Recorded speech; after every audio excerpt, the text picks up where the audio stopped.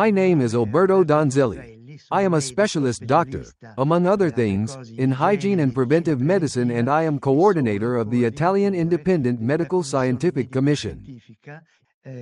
I inform you that the European Commission, with a decision of February of this year, authorized the marketing of the so-called Kostaive vaccine, which the chemical name is ZAPOMERAN, based on self-replicating RNA that self-multiplies.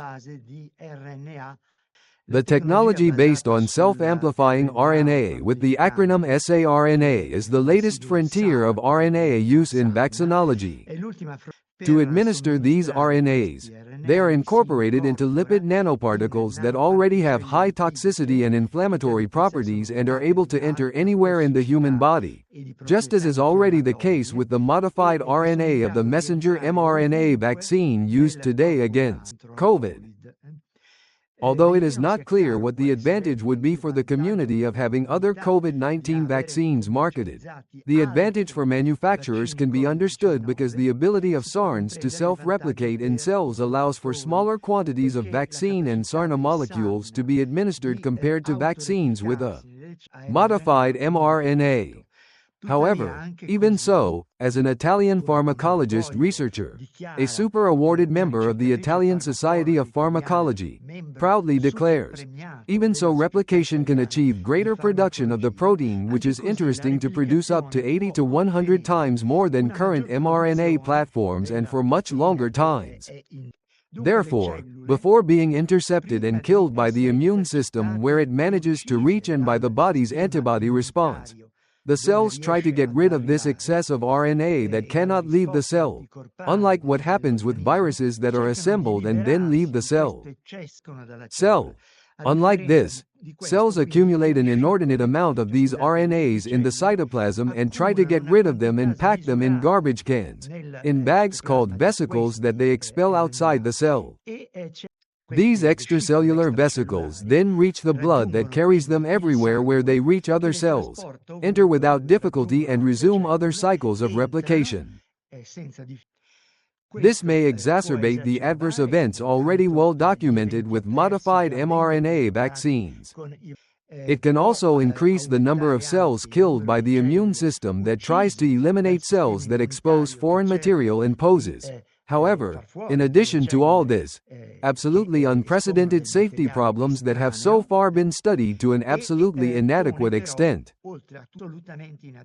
In fact, as was summarized by a nice article by Dr. Maurizio Federico, who is an Italian director of the Italian National Institute of Health, who published an article on this topic 3 days ago in the International Journal of Molecular Sciences, and you can write to him, because he is the corresponding author, you can write to him for have more clarification if you wish.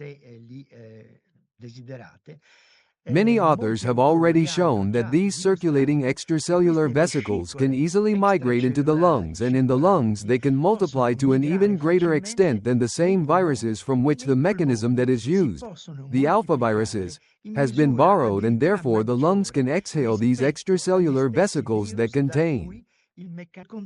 self-replicating RNA.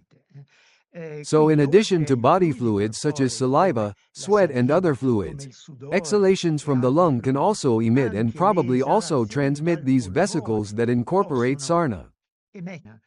So there is a theoretical, but very plausible, possibility of interhuman transmission, and only theoretical because it has not been studied at all adequately to date. The aggravating factor is that these vesicles do not recognize species barriers, so they can also enter animal cells. So it is possible not only interhuman transmission theoretically, but also human to animal or animal to human transmission. So it could trigger circuits that are difficult to control, indeed practically impossible to control, of transmission that would end up involving even people who did not want to be vaccinated with COVID vaccines and the more numerous ones who have been inoculated but have understood or no longer intend to receive further inoculations. But they would end up without their will to receive emissions from other subjects who have been inoculated. So many subjects, including pregnant women, even children of pediatric pediatric age that now, at least in the United States, there has been an important announcement by the Secretary of Health Robert Francis Kennedy Jr., who announced that the Food and Drug Administration no longer recommends mRNA vaccines for the pediatric population and for pregnant women. Here, pending much more in-depth studies than those that have been sketched so far, the precautionary principle would require an immediate moratorium on the marketing in Europe of these so-called vaccines that over the years could constitute a problem not only for the European population but for the whole world, including the United States, because travel in both directions obviously inevitably brings Europeans into contact with Americans or populations from other countries in the world. We hope that the governor of Florida, Ron DeSantis, with the support of his courageous Surgeon General Joseph Ladapo, but also the Secretary of Health himself, if it is possible Robert Kennedy Jr., can support the Italian Prime Minister Giorgia Meloni, who for years had already courageously declared that she was not willing to have his daughter vaccinated even when the pressure in Italy was very strong to vaccinate children.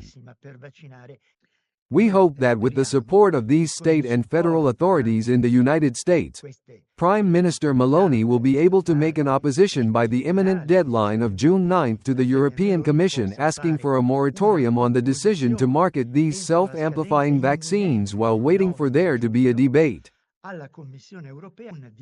Scientific, serious, unquestioning as befits scientific positions that must be discussed in depth, and that there is also involvement, a debate on the part of the population, a democratic debate in the face of a decision of this magnitude that must be, in some way, must involve the populations of the recipient countries.